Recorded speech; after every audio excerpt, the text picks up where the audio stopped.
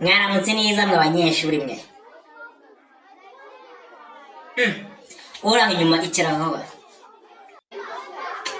Harimo ko muri gusakuza. Ndavuze ngo muceceke twumvikane. Ceceke twumvikane. Uyu munsi niba utari kubona ibintu mfite hano wakanga ndagukosora. Uyu munsi mukaba mugiye kwigishwa n'umwarimu mushyashya. Nkaba nitwa mwarimu intare. Hanyuma rero isomo ryacu ry'uyu munsi tugiye kwitangirira ku mibare. Kandi abana b'ubu mufite ikibazo cyo gutumva imibare. Umuntu asigaye abaza imibare ukagira ngo muri amagweja wo muki. Umwana ndasanga ameze nk'idegede n'igweja ryo muki ndamukosora. Turagakosozo nakazanye. Mwajyaga muncika kubera nta kosozo, ariko uyu munsi nakazanye. Hanyuma rero twagiye.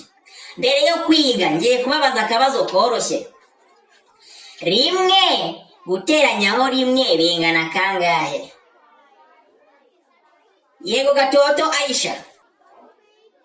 Gatoto Aisha. Ni kabiri mwari. Oya. Ntabwo rimwe guteranyaho rimwe bingana kabiri.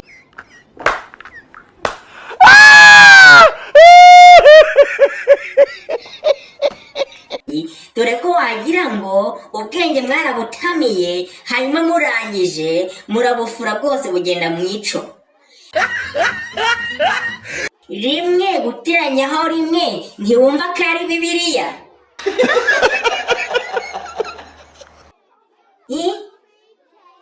Njaisha gatoya nzi ko ari Bible. Yego rwose Bible. Nibyo bita Bible. Mwari sobanurira niyo Bible ni iki? None se habaho origi Bible?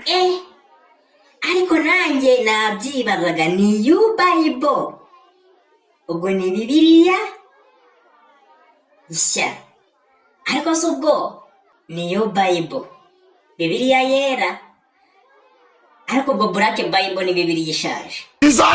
Ni Bibiliya y'umukara.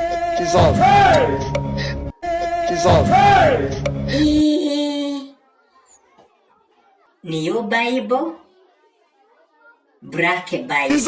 Nibyo. Niyo Bible ni Bibiliya yera. Noneho Bibiliya kera ni Black Bible. Ese wowe ubyumvute? Nyandikira aho ngaho mu ikaye yawe ndavuga comment. Ariko twumvikane. Twumvikane.